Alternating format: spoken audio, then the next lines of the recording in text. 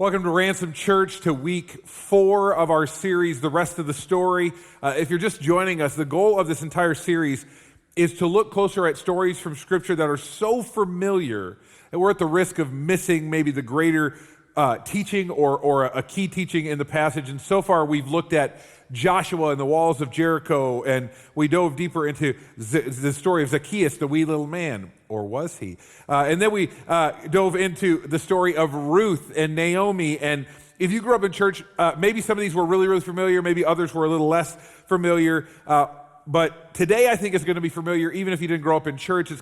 You'll have kind of had the context of this story. You'll have heard it in your life. Today we're starting in Daniel chapter 1. If you're using one of our Bibles, we'll be on page 522. If you want to follow along, raise your hand. The ushers will bring you one. And if you don't own a Bible, please keep it. It's our gift to you. We'll be looking at the story of Daniel and the lion's den, which is not found in chapter 1. It's found in chapter 6, and we will get there. But how many of you are familiar with the story of Daniel and the lion's den? Yeah, I mean, that's what I thought. Like, lots of hands. It's a beautiful and a powerful story about God's miraculous protection and closing the lions' mouths, and that is absolutely the headline for the passage. If that happens, that's a big deal, right? But again, this series is about the rest of the story and those powerful truths we might overlook simply because we didn't dig deeper. And so today is deep. Today we're going to get into the depth of this story. Before we get there, we need to start in chapter 1. We need to kind of set the stage for this message. If I had to choose a theme for this message, that theme would be this idea of faithfulness, what faithfulness looks like. If I had to choose a subtitle for my message, it would be this phrase: praying with the window open. Praying with the window open. For those who are newer to Scripture, I want to give you background. The Israelites were God's chosen people, and they had not been faithful. For a long time, through many judges and many kings, they struggled to be faithful to God until eventually He allowed them to be overrun by a neighboring nation. And Daniel was a Jewish teenager at the time, who was deported to Babylon in about 605 BC when Nebuchadnezzar was king as part of a program to take Israel's brightest and best and kind of indoctrinate them into Babylonian life and leadership. And so this story is all about Daniel and his friends. We'll jump into his friends next week, but we're going to look in these 2 weeks about how they were able to maintain faith in God in the midst of a pagan culture. And by pagan, I simply mean those who did not believe in God, or at least didn't believe in the God of the Israelites. Now, recently, several of us on our staff had the privilege of learning from Larry Osborne. Larry is the founding pastor of North Coast Church in Vista, Oceanside, California area. And, he talked about how we're currently living in a post-Christian culture, even here in Sioux Falls, South Dakota. But where he's at, it's far further down that road towards post-Christianity than even here. And I want to share some of what he shared with us that morning to set us up today. This is what he shared with us that day. He said this: I was taught the primary message of Daniel is be courageous and God will deliver you. That's not the lesson. Daniel is an adult primer on how not just to survive, but to thrive in our own Babylon.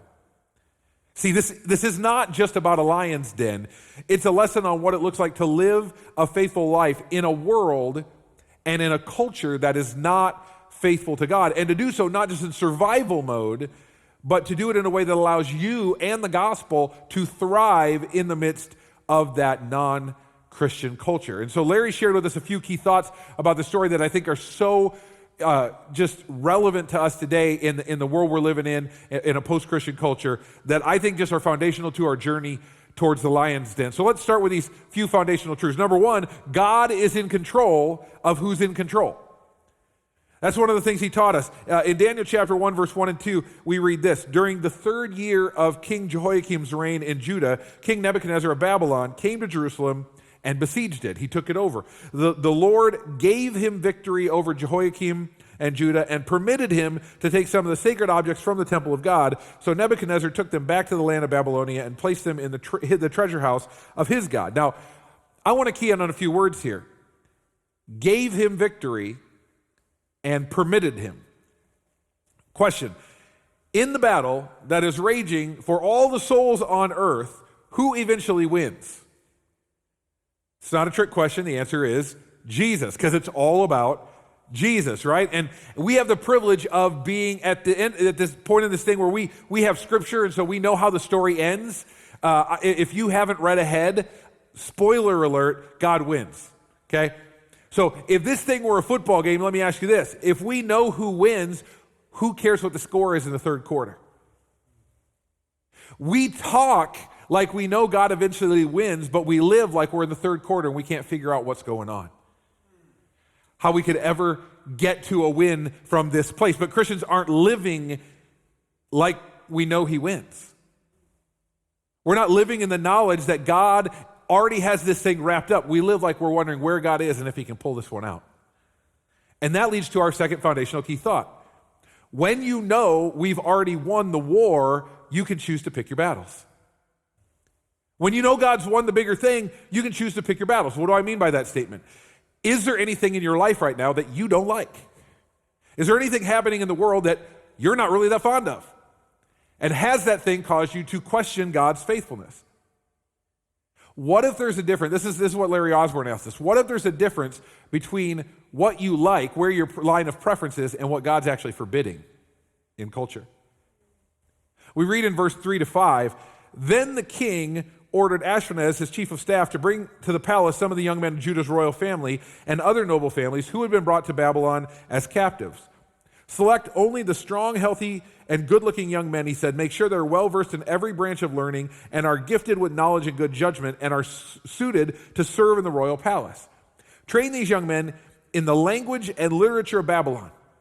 The king assigned them a daily ration of food and wine from his own kitchens. They were to be trained for 3 years, and then they would enter the royal service. So Daniel and his friends were being immersed in pagan culture. Again, we'll talk more about that next week, but they were immersed in a non-Christian context. And I have to imagine there were a lot of things that they were learning that they didn't like. And yet we don't see them rebelling against the king. They learned the language. They learn the customs. We're so quick today to push back, particularly politically, making our agenda as Christians to recapture the culture the way we want by force, rather than recognizing the reality. Culture is not the same.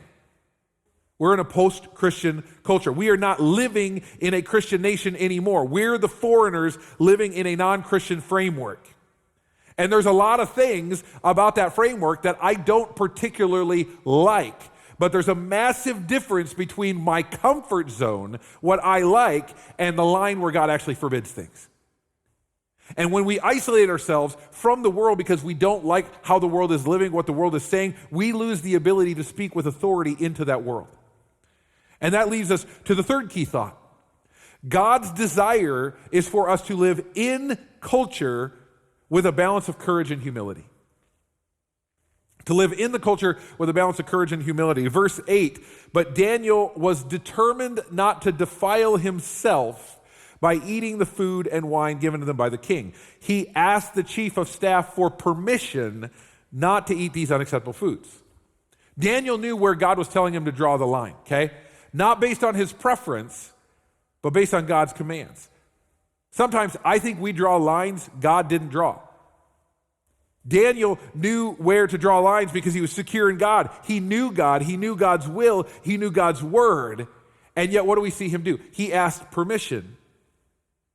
See, in all interactions, Daniel was respectful. He knew you don't get ahead with an ugly attitude. You get ahead with a humble attitude. All of those ground rules about who Daniel was bring us to Daniel chapter 6, page 526 in our Bibles. By the time we get to chapter 6, Daniel's getting older. 70 years have passed, 67 years have passed since he came to Babylon. He has carried himself in a pagan culture with both integrity and great humility. And as a result, the king highly favors Daniel by this point. And all the other leaders are jealous of this favoritism, and that's what leads to our story in Daniel chapter 6, starting with verse 1. It says, Darius the Mede decided to divide the kingdom into 120 provinces, and he appointed a high officer to rule over each province. The king also chose Daniel and 2 other administrators to supervise the high officers and protect the king's interests. Daniel soon proved himself more capable than all the other administrators and high officers, and because of Daniel's great ability, the king made plans to place him over the entire empire. Now remember, Daniel is a foreigner in this land. The king appoints 120 satraps, or basically tax collectors, from that area, and over them 3 administrators. One of them was Daniel, and their job was to keep the tax collectors honest, to keep them from ripping off the king. That's how trusted Daniel is at this point in the story. He lived in a godless place for his entire lifetime in a way that both honored the realities of the culture in which he was living, but never compromised his faith within that cultural system. When he was 15 or 16, he was taken hostage and exiled. By the time we read this story, he's in his 80s at the time of this story. He lived in a community of unclean people. He'd served under 4 pagan kings over 67 years, and he did so consistently with humility and integrity. And as a result, he is now a man of great reputation. So much so that his enemies have a hard time discrediting him. We pick up verse 4. It says, "Then the other administrators and high officers began searching for some fault in the way Daniel was handling government affairs, but they couldn't find anything to criticize or condemn. He was faithful, always responsible, and completely trustworthy." See, Daniel's faithfulness was rooted in faith. He knew who God was. He knew who was ultimately in control, despite living in a culture that was very far from God. Despite being forced to live in that reality for 70 years, he never questioned whether God kept his word. Now, if I had to guess, I would say that in your life and in my life, my life included, anytime we find ourselves struggling with faithlessness, it's in an area that's directly related to faith in who God is and what he's doing. Let me ask the question this way. Does anyone long to be more faithful than you are? Anyone wish you were just I just wish I struggle. I wish I was more faithful. You want to do more than just getting by in your faith. Here's the deal. It doesn't matter what mistakes you made in life. It doesn't matter how unfaithful you felt lately. A lifetime of faithfulness can start with the choice to be faithful to his promises right now, today. Everything that we offer as a church, from worship to our messages to groups to discipleship to serving, all those things are all designed to help you take steps of faith in hopes that it will lead to a life of faithfulness. Now, you might think that because of his faithfulness in life, God would, take care of Daniel in his retirement years. Things would just be smooth sailing. Think again. Verse 6. "So the administrators and high officers went to the king and said, 'Long live King Darius, we're all in agreement, we administrators, officials, high officers, advisors, and governors, that the king should make a law that will be strictly enforced, give orders that for the next 30 days, any person who prays to anyone, divine or human, except to you, your majesty, will be thrown into the den of lions. And now, your majesty, issue and sign the law so it cannot be changed, an official law of the Medes and Persians that cannot be revoked.' So King Darius signed the law." I mean, what now? What do you do when you've done your best to be faithful, and instead of things going according to your plan, instead of things working out for you, life seems to go off the rails? What do you do when you try to be faithful and suddenly we're stuck in a global pandemic and racial tensions are at an all-time high, and people you know and love are sick and dying, and people you know and love are fighting and divided? What do you do when war breaks out all around you, or in the case of Ukrainian Christians, in your own country, and God feels like he's missing from the picture? I want to spend the rest of the time looking at Daniel, and particularly to his response, both to the realities of culture and to this clear attack on his faith and his character. And I want to highlight several choices Daniel made that I think really represent a life of faith and faithfulness here. So, number one thing that we learn about Daniel is that Daniel chose character over comfort. Verse 10 says, "But when Daniel learned that the law had been signed, he went home and knelt down as usual in his upstairs room with his windows open towards Jerusalem. He prayed 3 times a day, just as he's always done, giving thanks to his God." The key phrase there is "as usual." I've heard this passage preached on before, that when Daniel was told, about this decree and you're not allowed to pray to anybody else, that he went into his room, he threw open his window, and loudly and belligerently prayed for all to hear, rubbing it in the face of the nation he was living in, and all. That's not what happened at all.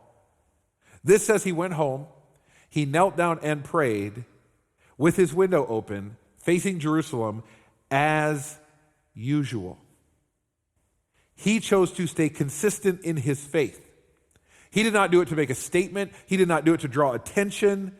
He did it just because that's what he always did. That's what a life of faithfulness was. And as soon as he got word these documents had been signed, he knew full well he'd been framed. He'd been set up. He knew full well there's going to be a price to pay for this, but he chose character over comfort, and he continued to pray like he always did. In fact, it never occurred to him to change his routine, or if it did, we never hear about it. He never even suggests it.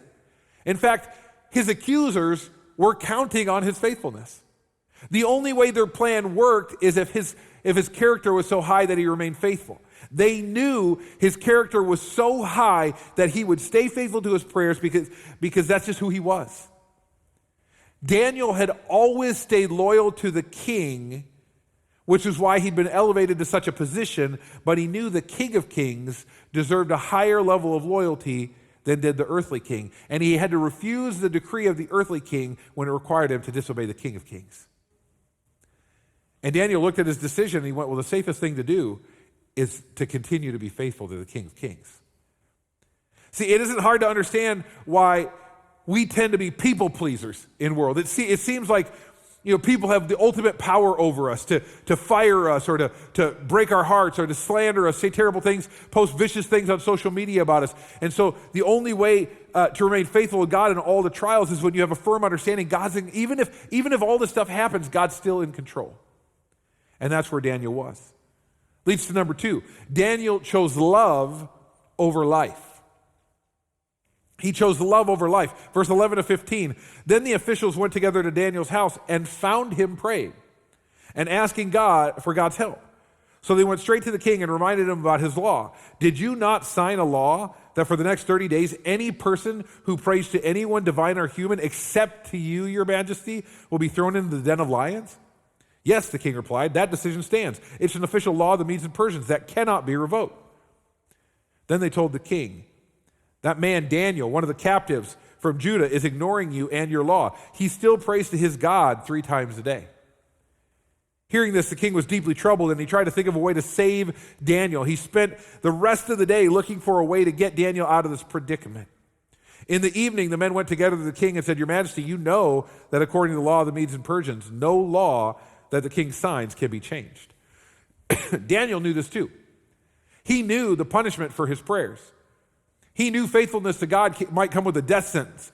Normally, no one was paying attention to his prayers, but these circumstances were not normal by any means, and these leaders were dead set on trapping him, and yet Daniel was so driven by his love for God that at great personal risk to himself, he remained faithful.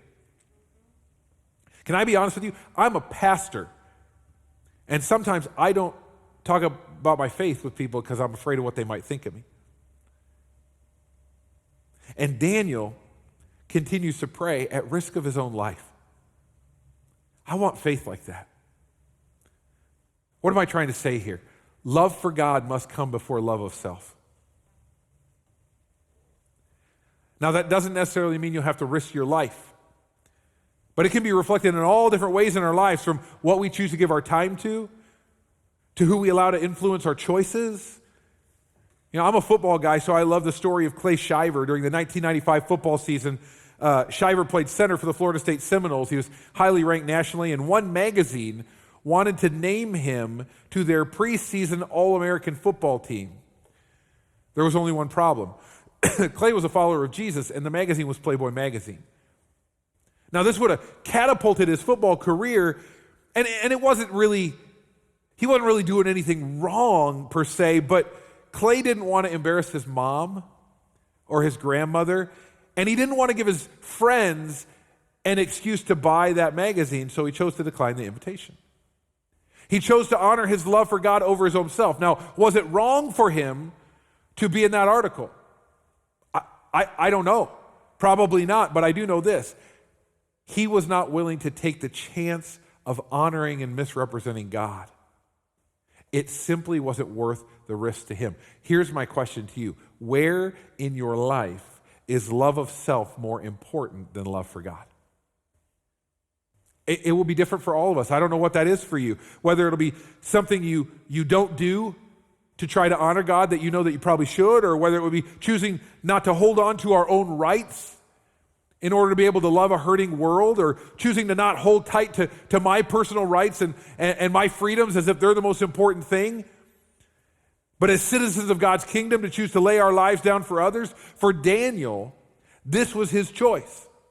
This was one of those moments. Daniel knew what continuing in prayer could cost him, but for him, prayer wasn't a religious activity. It was meeting with the God he loved and longed for.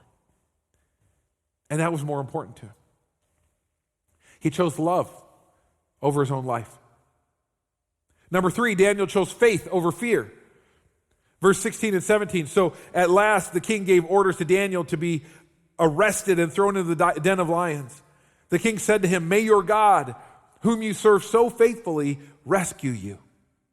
A stone was brought and placed over the mouth of the den. The king sealed the stone with his own royal seal and the seals of his nobles, so that no one could rescue Daniel.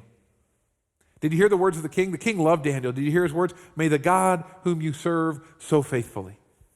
Daniel was known even in this pagan culture for his faithfulness to his God. And the king came to the end of his power, the end of his ability to help Daniel. And Daniel's testimony of faith so carried the day that he says, "Daniel, may the king you so faithfully serve, may that God you so faithfully serve come through for you." Now let me point out, do you notice what's missing from this passage? Daniel's voice. He didn't say a thing. Imagine what you would be saying if you were about to be thrown into a den of lions. Particularly to a king that was pretty fond of you. His life's in great danger. He's about to be fed to lions. He doesn't argue. He doesn't fight for his way. He doesn't try to bargain. He doesn't make excuses. He doesn't blame anybody, because Daniel feels absolutely secure in God's will. There's absolutely no guarantee that God will save him. See, often we say, we come against trials in our lives. We say we have faith. Then something bad happens, our true colors are exposed because the trial comes, and we're like, where's God? Are you faithful? Daniel's response through the silence is deafening. It reminds me a lot of what we see in his friends when they're thrown into the fiery furnace for not bowing. We're going to jump into that next week, but listen to their response. Daniel 3, 16 to 18, Shadrach, Meshach, and Abednego said, "O Nebuchadnezzar, we do not need to defend ourselves before you. If we're thrown into the blazing furnace, the God whom we serve is able to save us. He will rescue us from your power, your majesty. But even if he doesn't, we want to make it clear to you, your majesty, that we will never serve your gods or worship the gold statue you set up." I love that. Even if he doesn't. Again, we're going to dive into that more next week, but here's the point. Their faith, Daniel's faith, is not predicated on the outcome. The king, on the other hand, he's completely losing his mind. We jump in verse 18. Then the king returned to his palace and spent the night fasting. He refused his usual entertainment, couldn't sleep at all that night. Very early the next morning, the king got up and hurried out to the lion's den. When he got there, he called out in anguish, "Daniel, servant of the living God, was your God whom you serve so faithfully able to rescue you from the lions?" The king is completely panicked. He doesn't eat, he doesn't sleep. He doesn't watch Netflix all night, doesn't watch pay-per-view. In the morning, he practically runs to the lion's den and shouts at Daniel, "Did your God save you?" And Daniel finally speaks, and I want you to notice his words. "You stupid, faithless king." No, that's not what he says at all. Verse 21, Daniel answered, "Long live the king. My God sent his angel to shut the lions' mouths so they would not hurt me, for I have been found innocent in his sight, and I have not wronged you, your majesty." Again, he managed to honor God without ostracizing the king. Can I ask you a question? In this season of life, have you been able to honor God without ostracizing the authorities?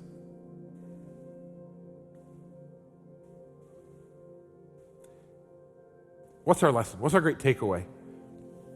If we truly want to reach the world for Jesus, do you truly want to reach the world? If we truly want to reach the world for Jesus, listen to me, we will not do it through anger or judgment.